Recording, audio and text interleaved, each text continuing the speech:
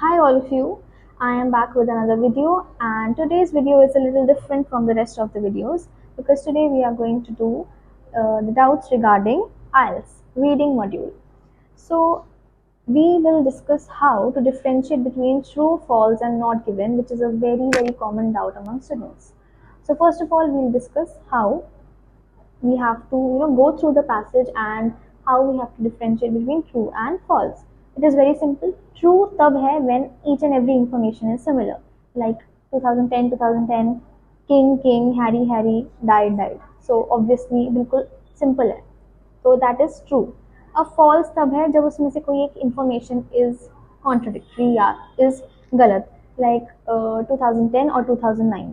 Okay, अब उसमें death का बताया, उसने बर्थ का बताया या कुछ भी, ये तो बहुत ही सिंपल एग्जांपल दे रही हूँ, तो it is clear I guess कि जो ट्रू है वो ट्रू है क्योंकि सारा इन्फॉर्मेशन सेम है, फॉल्स है क्योंकि थोड़ा बहुत आपका इधर उधर गड़बड़ है. ठीक है. अब not given is very obviously it is not given जब आपको कुछ मिल नहीं रहा, but the main problem here is कि आपको फॉल्स और नॉट गिवन में कैसे डिफरेंशिएट करना है. So today we are going to do that. So the first one is common sense. Do not use it. If it is said that the cow is climbing a tree, it is climbing a tree. Do not use your common sense there. ठीक है, जो passage में है मतलब है. Second is simple logic. जो आपको passage में दिया हुआ है और जो आपको क्वेश्चन में दिया हुआ है, stick to that, stick to the keywords. इधर उधर आपको जानने की जरूरत नहीं है, बिल्कुल सिंपल लॉजिक होगा. Do not over think. Over think का मतलब इसमें ये हो गया, if for example there is a question कि Mary was gifted a bike by her sister. Okay, this is the question. You have to tell if it is true, false or not given. अभी इसमें देखना है, passage में दिया हुआ है मेरी was given a gift by her sister from the money she lent from her dad. अब आपने ये नहीं सोचना कि उसके फादर ने उसको पैसे दिए थे तो टेक्निकली उसके फादर की तरफ से गिफ्ट हुआ, उसकी तरफ से थोड़ा ना. इतना ओवर थिंक नहीं करना. सिंपली दिया हुआ है अगर पैसेज में तो it is true. Okay, then next is do not dive deep. Same इसकी तरह बिल्कुल डाइव नहीं करना है. अगर आपको कट स्ट्रेट आंसर दिया है that is the answer. You only have to dive deep into the keywords. For example जैसे सिनोनिम दिया होगा, आपको बिल्कुल डायरेक्ट वर्डिंग नहीं दी होगी. फॉर एग्जांपल एक क्वेश्चन था जिसमें वेल्स के मेटिंग की बात की गई थी, बट पूरे के पूरे पैसेज में मेटिंग की बात ही नहीं हुई, but there was a word जिसने आंसर लोकेट करने में हेल्प किया, which was courtship. Courtship means relationship between the whales, और वैसे सेम मीटिंग का मतलब भी रिलेशनशिप होता है. So that is how we were able to locate the answer. Okay, so synonyms आना बहुत ज़रूरी है. You have to dive deeper into it क्योंकि बहुत मेन चीज़ होती है कीवर्ड. ओके, अगर इसी का आपको मीनिंग नहीं पता then you will not find the answer. Do not dive deep into the reasons और उसके पीछे की कहानी, the history, only the keyword. Now adjectives, ये बहुत ही ज़्यादा इंपॉर्टेंट होते हैं. इससे आपके पूरा गेम चेंज हो जाता है. You also have to look at the quantity. अब अगर आपको जैसे मैंने एग्जांपल दिया था सम और मोस्ट का, अब ये एडजेक्टिव और क्वांटिटी चलो एक ही बात ही हम ले लेते हैं. Because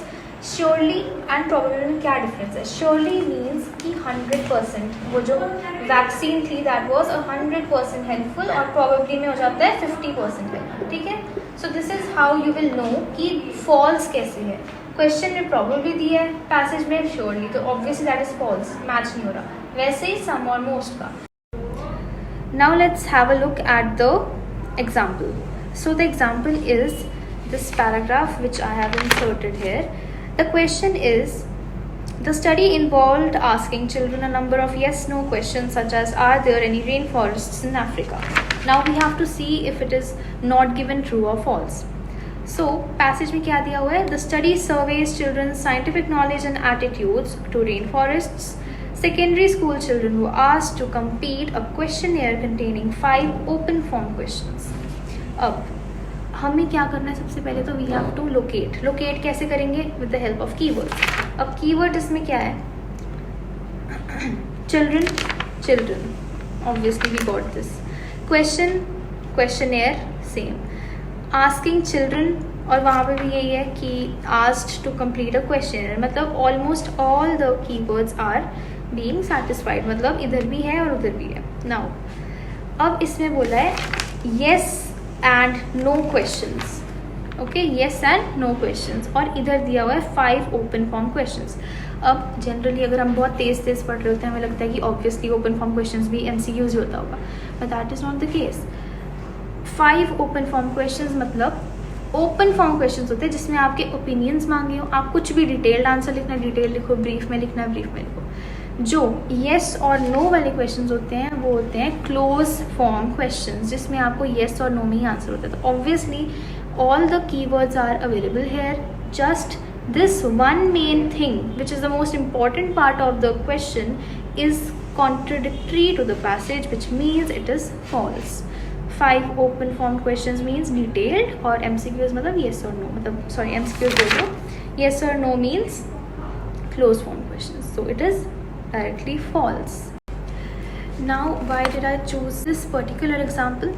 That is because many students said that it is not given, क्योंकि यहाँ पे yes और no question की बात भी नहीं हुई है पैसेज में, और ना ही कि there are any rain forests in Africa, but ऐसा नहीं है।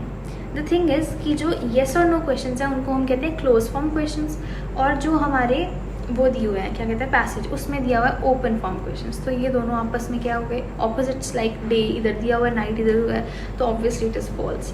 ठीक है, तो अब दिस इज़ नॉट अबाउट क्या कहते हैं ओवर थिंकिंग और डाइविंग डीप। आपको जो मेन जो वर्ड होता है ना उसके बीच उसमें डाइव करना is important, not behind the history कि उसने किसको पैसे दिए कैसे दिए, वो सब में जाने की ज़रूरत नहीं है।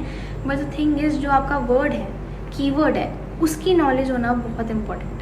So that is not considered as over thinking, that is knowledge, कि आपको इस चीज़ के बारे में नॉलेज है, इंग्लिश के बारे में नॉलेज है, and that is what they are checking. So I hope it is very evident that knowing the meanings of the words is very important. You know, the vocabulary, the synonyms, you have to dive a little deeper into the keywords, because only then will you be able to locate the answers.